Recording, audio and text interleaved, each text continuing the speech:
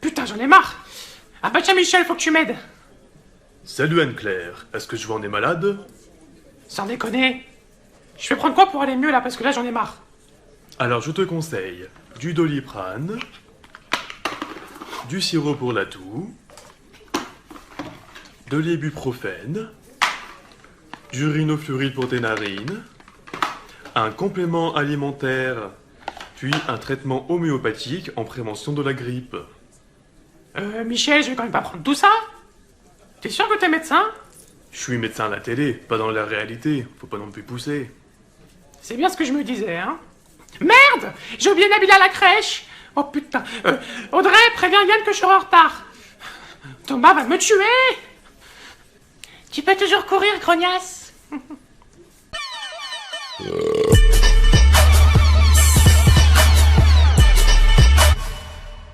Les débiles, c'est votre faux journal satirique, c'est parti. Attends Yann, je crois qu'il y a Audrey qui veut nous dire quelque chose là, regarde.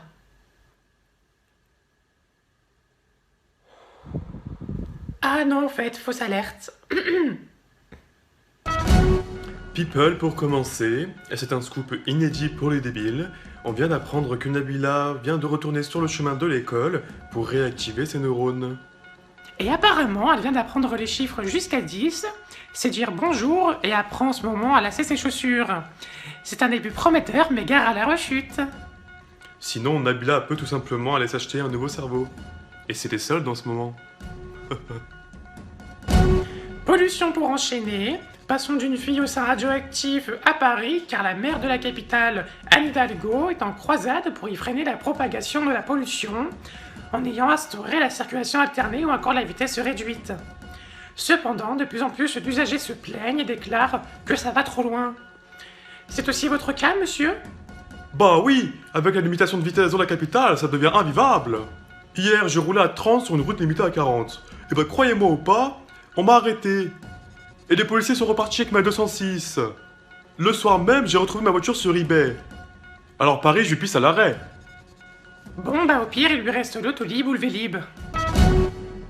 On se retrouve après le passage d'un troupeau de cerfs.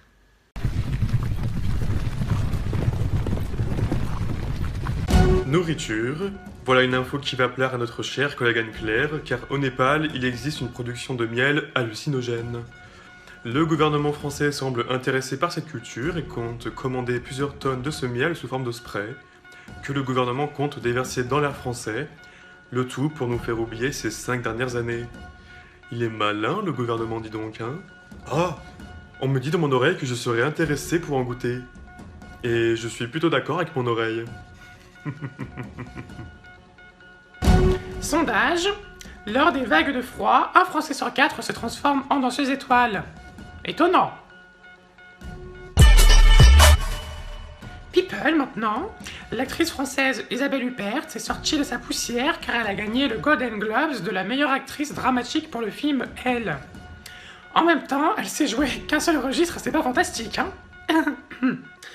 On me dit qu'elle nous a envoyé une petite vidéo, on va quand même regarder parce que je suis bien sympathique, hein. Allez, on regarde. Anne-Claire. Avant, on me disait que j'étais une mauvaise actrice. Que j'avais la chatte qui séchait.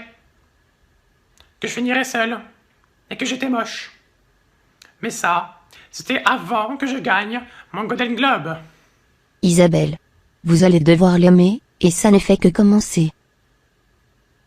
Néanmoins, il y a une femme qui n'a pas beaucoup été aimée lors de la dernière élection de Miss France et qui a subi des moqueries sur sa robe moulante ressemblant à un rideau de douche. Il s'agit d'Ariel Dombal. Cette dernière veut se rattraper en refaisant son entrée avec une nouvelle robe. Ah, et on me dit qu'elle est prête, on la rejoint en direct.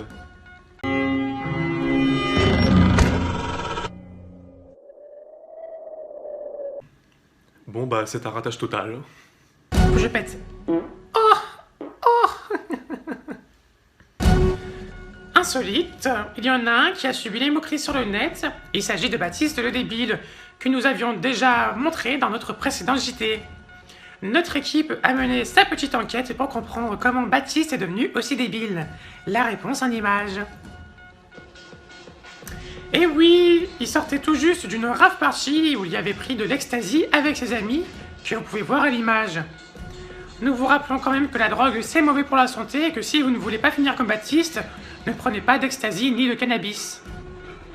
Alors là, Audrey, t'aurais jamais dû dire que le cannabis c'est de la fucking shit. Prépare-toi à chier par tes trous de nez, ça va péter. Dégage, connasse, dégage. Vas-y, c'est ça, barre-toi. Cette émission est maintenant finie. On se quitte avec un message de Marine Le Pen sur les attentats de Charlie Hebdo. Je crains ses futurs propos. Hein. C'était tout pour l'info. Abonnez-vous et rejoignez notre page Facebook. Et à bientôt. Audrey, je vais te tuer!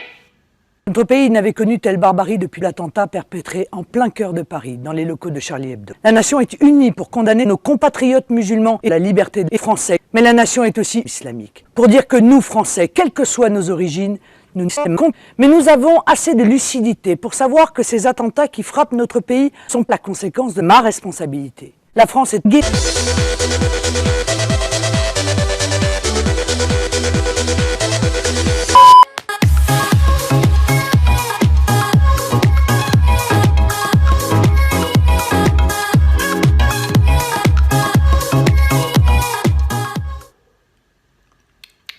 Ah, ça me coule dans la bouche.